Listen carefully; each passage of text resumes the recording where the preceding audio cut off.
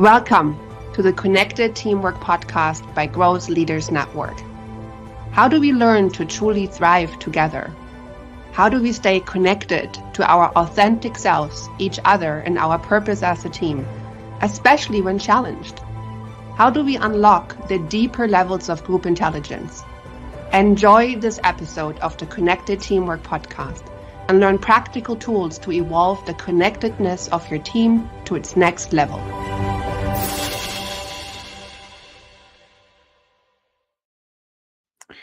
Welcome to the Connected Teamwork Podcast, episode 59. My name is Hilke Faber, and I'm here today with Diana Berkman, Chief of Staff. Diana, how are you today? I'm wonderful, Hilke. Thank you so much. And yourself? I am great, and thank you for being here. Before we get to know more about Diana, I'm going to say a bit more about this podcast, as we do with most of the Connected Teamwork podcasts. This podcast is about helping each of us in teams to connect more deeply to ourselves, each other, and our purpose. Last week, I spent the week in workshops with teams in India. And what I found is just watching those teams and what happens when people start to speak more and more of their truth, when they start to be more supportive of each other, when they start to become braver and it becomes clear what the overarching purpose is, how much energy gets unleashed.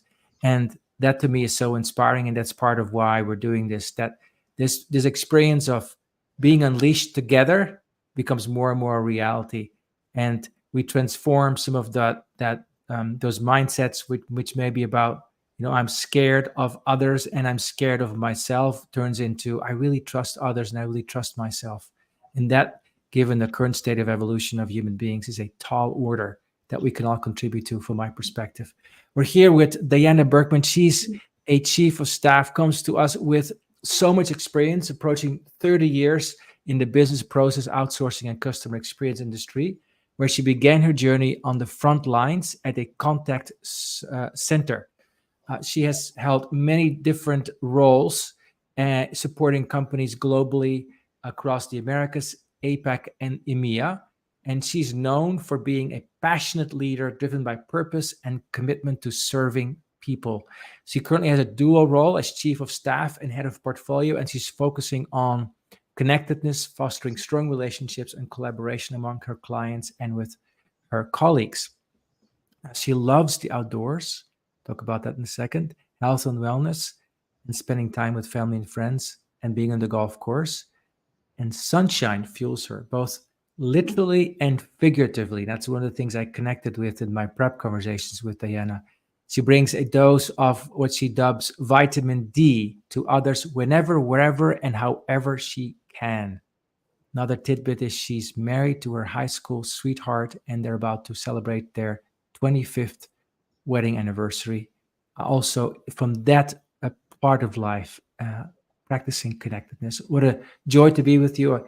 Diana, I was so struck by our conversation early on and how clear you were about what you bring to others. So say to us a little bit more about what you've learned about connectedness in teams and in leadership in your very long and distinguished career.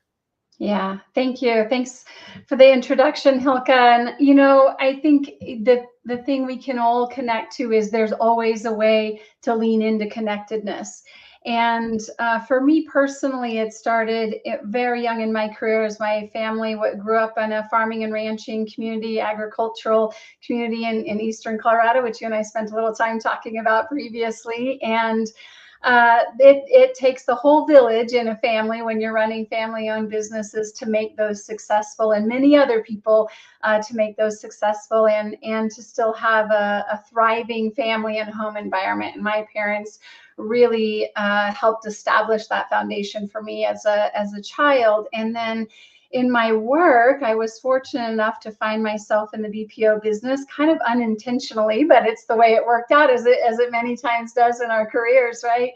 And for me, being on the front lines in the contact center in the late 90s, not to age myself here, but in the late 90s in the contact center, and that connectedness came from learning how to connect with a customer, in this case, on the other end of the phone, just simply trying to get to what the root of the problem was, but really what was important to them, and connecting with them in whatever way they wanted to connect in the most meaningful way for them, and then ultimately to take care of whatever they were calling in or contacting the company about, but really making that connection with the customer. And what I realized was I had an opportunity to build brand loyalty for the company in that 3 or 5 or 15-minute phone conversation I was having with a customer who had no idea who I was on the other end of the phone. So that connectedness started very early in the very frontline job I had in the contact center, helping people fix their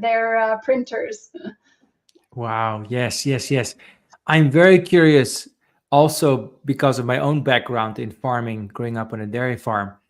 Tell us more about how did your parents instill this integration of connectedness and getting things done? Maybe you have an anecdote or an example you can share.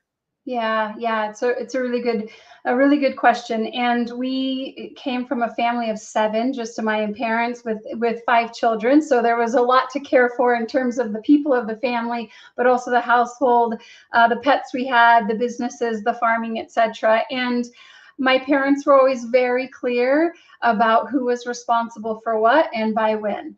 And so while it was a team of this family bringing things together and making things happen, but we always had absolute clarity in what the expectation was for us. And if we needed help, had questions, couldn't do it on our own, you learned to ask for help. But mostly it started with real clear. What is it that we're working towards? Why is this important? And who's responsible for this piece of it and this piece of it and this piece of it? And how does all of that come together to accomplish the goals we had as a family and as a family business? That's great. So a real sense of clarity was established, and that helped to build connectedness because it was like, I think it builds trust when you have that.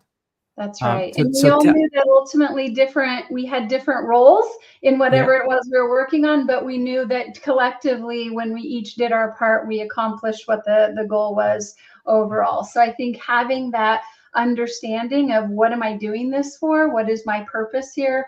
I might not see it just in my own lane, but if I can see holistically how it matters to the greater good of, in this case, the family, it really was a driving force for behaving and wanting to do your part.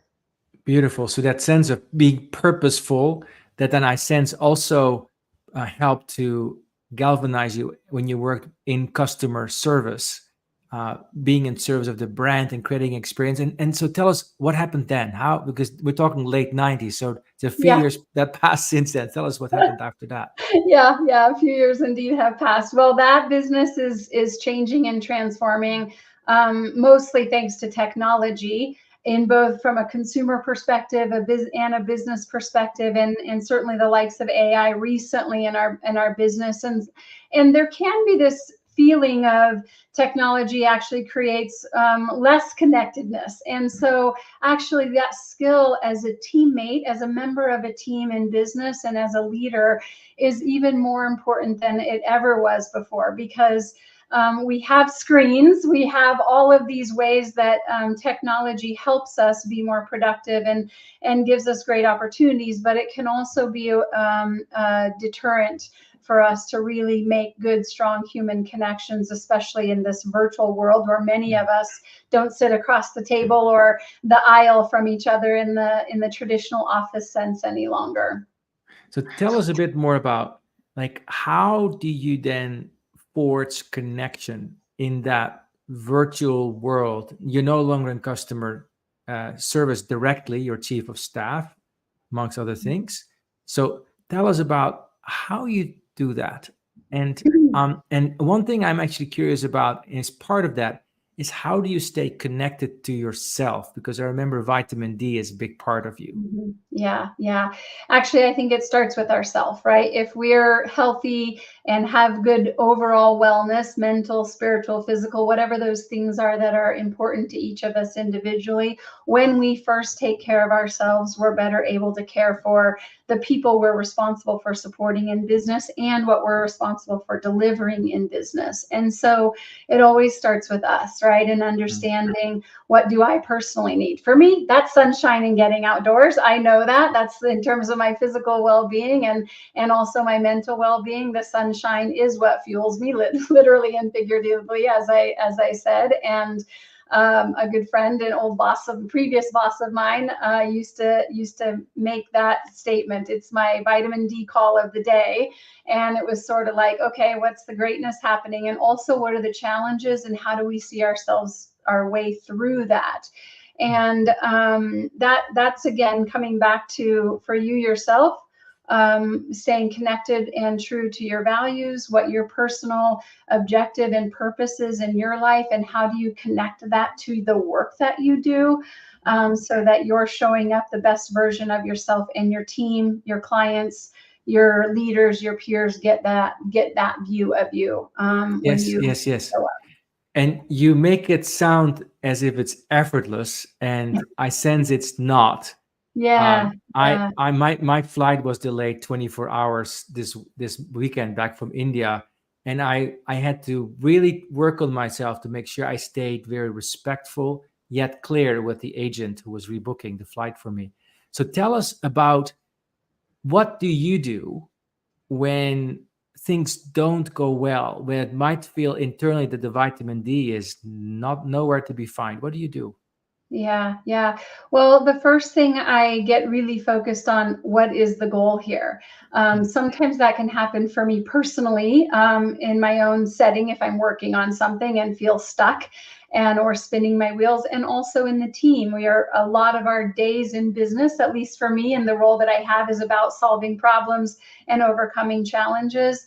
And the first thing is making sure we're clear on what's the problem to solve here, what's the thing we're trying to accomplish, so that everybody gets clear on what's the goal, what's the outcome of this. And then we can figure out what are the ways, and what are the options, what are the roadblocks that are in front of us that we need to overcome in order to achieve that. And that comes back to just being really grounded. What's my goal here, me personally, or us as a team in the business environment? And I have the unique ability and honor to work with people across lots of different parts of our business, and people who come from all walks of life and who have all different types of jobs across the business platform, if you will, and just getting everybody centered on what is it we're trying to accomplish, and what's the outcome that we know that we have achieved success in whatever it is we're trying to do. And then who's responsible for what, and by when, and what do they need in order to be successful. Almost like what you learned way back when as a young person on the farm, or Yeah. in your family's business. Question is, to me, is how do you balance getting people focused on the goal, and let's think about where we're going, at the same time creating space for grievances, difficult things being discussed? So how do you make sure that the authentic conversations still happen, even though we're super focused on the goal? Yeah. It's a really good question. And for me, I tend to see things mostly through the positive lens, which, by the way, is not always healthy, right? And I know this about myself. So it's about having the courage to have tough conversations, and as a leader and as a teammate, to really genuinely actively listen to the people that you're working with. Because you have to also listen, whether it's your client or your teammate or a colleague. You have to listen for what's not being said, and then really understanding that and asking better questions, so that you can get to the root of what might be causing us to not be able to move forward in this project or this effort. So active listening, and then using that to ask better questions, so that you can seek to understand first before you immediately jump into how are we going to solve this problem. And then getting to how do we collaborate? What are the ways? And you can do that with the carrot or with the stick, so to speak. And my preferred approach is, I know I work with a bunch of superstars. So if there's anybody who can figure it out, it's us. So all the noodles go on the wall. Let's throw them up there. And we'll figure out what's going to stick and what's our best way forward. Maybe there's not a perfect solution, but let's collaborate and get creative on ways that we can solve this. But when everybody has an opportunity for their voice to be heard at the table and to address what their concerns might be, their ideas, so there is collaboration, and the whole team, where it's appropriate, the whole team is having input into that. We're going to take a short break. After the break, I want to go a double click on this, what you said about listening to what's not being said. And maybe you can share an anecdote after the break about how do you do that? And how do you know there's something not being said? Because that to me is a very high skill that not always is easy to come by, especially not in today's environment. We are in the Connected Teamwork podcast speaking with Diana Berkman. She's a chief of staff and a bringer of vitamin D, amongst many other things, to the business world and to anyone that she meets. I'm your host, Hilke Faber. See you after the break. You are listening to the Connected Teamwork podcast by Growth Leaders Network. Do you want to learn more about building the next level of connectedness in your team? Please contact Growth Leaders Network on LinkedIn. And now, back to the show. So we've been talking with Diana Berkman, Chief of Staff, amongst others, and also talking about the value of purposefulness and this question about how do we listen to what's not being said. I love that you said that, Diana. I think that's such an important thing. So share a little bit more about that, maybe an anecdote or something that you learned about that. Yeah, certainly. Well, when we're in a room together, it's easy to watch body language. On video, a little less so, but that's the world that a lot of us live in these days. And I think just a couple of tactical things about that is being really present. So we have all the dings and the pings and all of those things that are happening in our technology-based operating environment for a lot of people who are, even if you're in an office, there's still a lot of remote sessions that are happening. And just whether you're sitting across the table or sitting across the camera from someone, to really be present and be listening for when I say what's not being said, thinking about the situation at hand through the lens of the other person or people who are part of this discussion. And what is their motivation? What might they be trying to solve that maybe they don't have the courage to say? And so really listening to it thinking about it from their lens. And I like to consider that a superpower of mine, is to see things from other people's perspectives. And so thinking about the problem we're solving or the conversation we're having through their seat helps you kind of empathize with whatever it is they might be communicating. And then you can connect to, okay, I can understand where they're coming from. And the thing I like to say most is, tell me more about whatever it was that maybe I picked up on, that there might be something more that I should learn and I should really seek to understand, so that I can make sure I have the whole picture before we move this conversation forward or figure out a way to solve it. But just tell me more about, and it's not planting a seed, it's not leading the witness, so to speak. It's just really genuinely wanting to understand more about whatever that is that triggered you to think there might be something more I should know, or they might have something more they should share. To tell me more, you said, and what I'm curious about, so you then come across somebody sometimes that may have a motivation that is polar opposite from what is in your mind, that may point to values that are totally different from yours. I'm thinking in the US, we're in the midst of an election year. I think it's a really important skill to focus on. How do you stay open when you talk to somebody, let's keep it business, in the business world, who was clearly coming from a very different point of view? How do you stay open? How do you do it? Yeah, the thing for me is I'm always curious to understand why somebody thinks the way that they think or has the view that they have. And for me, it's about wanting to understand them as a human being and what's important to them. But it's also about, what can I learn? What should I be learning? There's a lesson in this for me too. And so having that natural curiosity and just caring about other people. And that's kind of the connectedness, right? I want you to be successful in whatever it is that's important to you. And the better I can understand that, the better I can help us collaboratively come up with a way forward on whatever it is we're working on. So that's the approach I take, is I'm interested in the person, and I'm also interested in, what should I be learning from this? I sense deep curiosity, deep care, and also deep humility. Deep humility, that you're really wanting to learn something from this. So what happens then if you come to the realization that what they want and what you think is best is just very different? What do you do? Yeah. What I like to ask people, how do they suggest we move forward? So we're sort of at a crossroads. We can't come to a conclusion together. We can't even agree to disagree, because we still have to do whatever it is we're doing, right?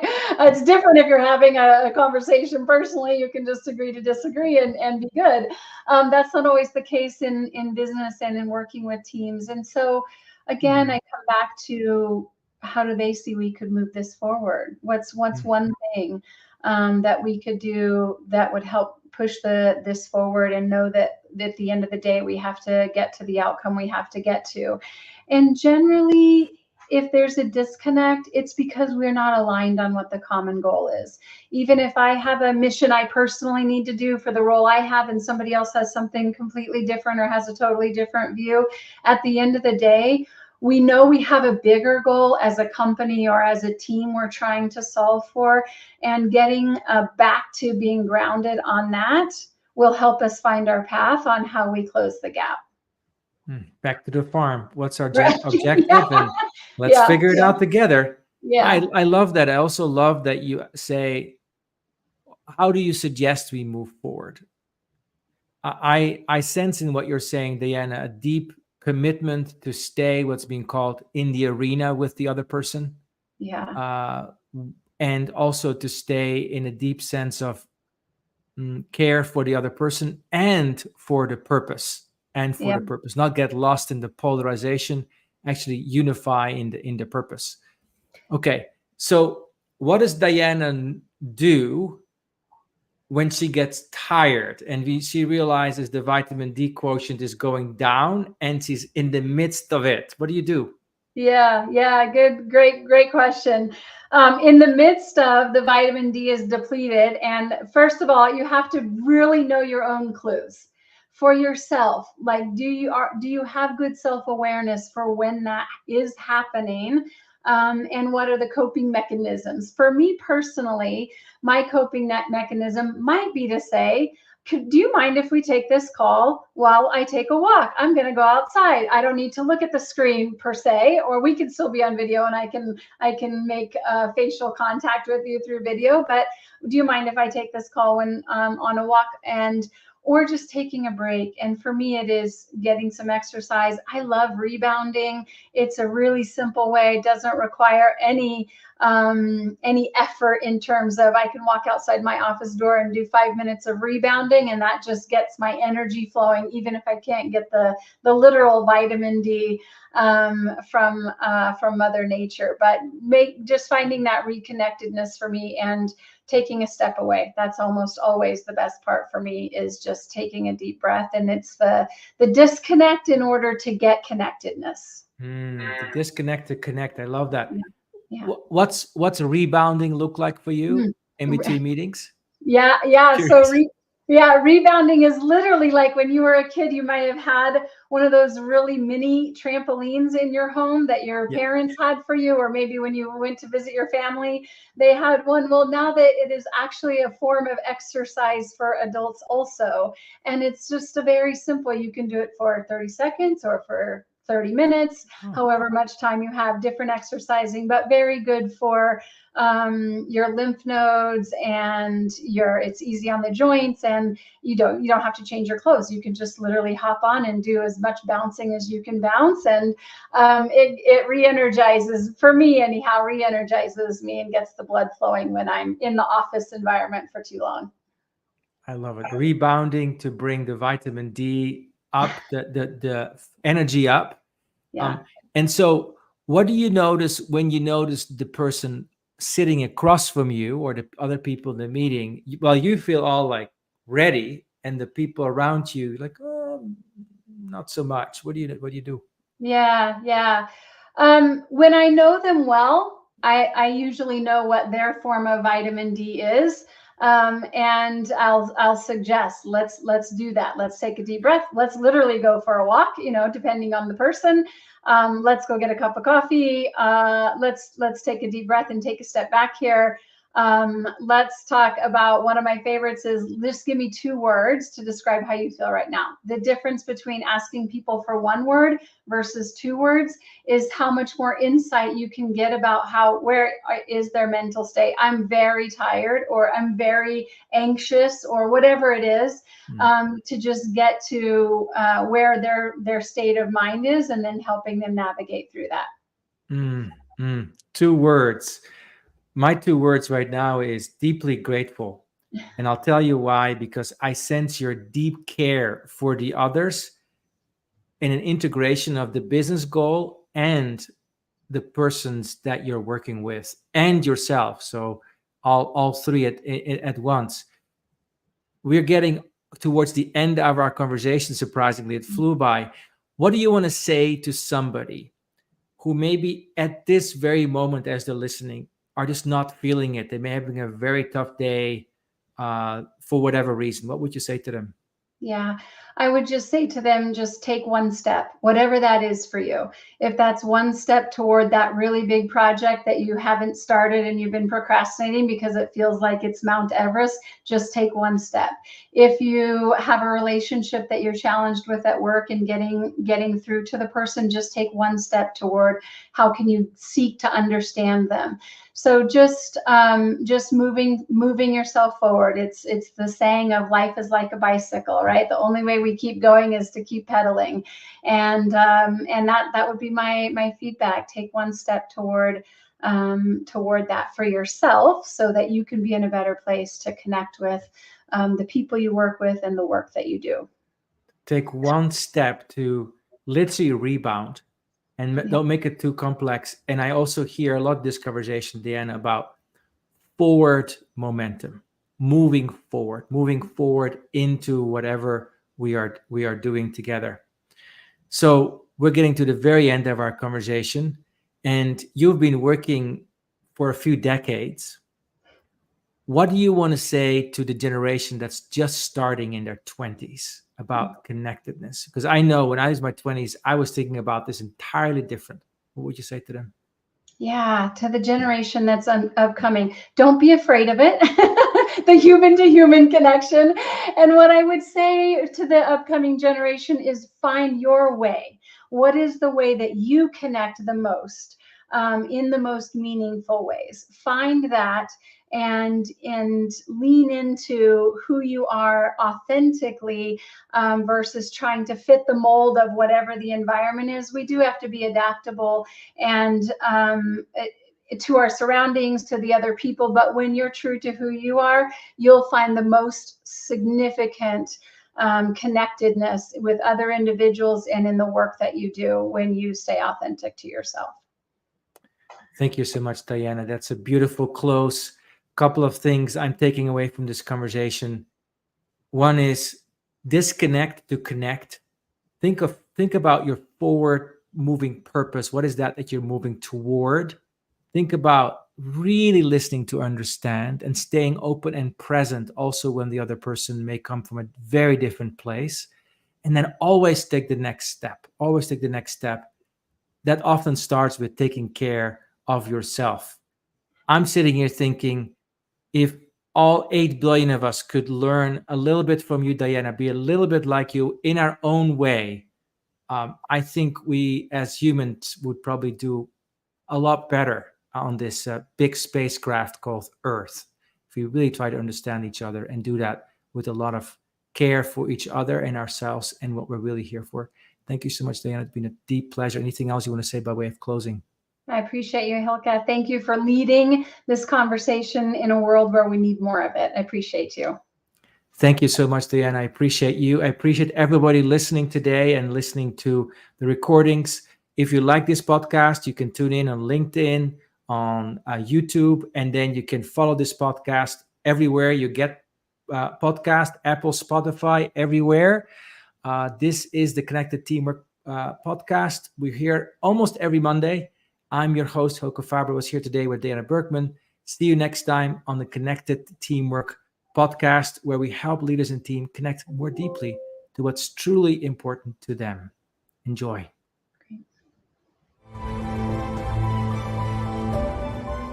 Thank you for listening to the Connected Teamwork podcast by Growth Leaders Network.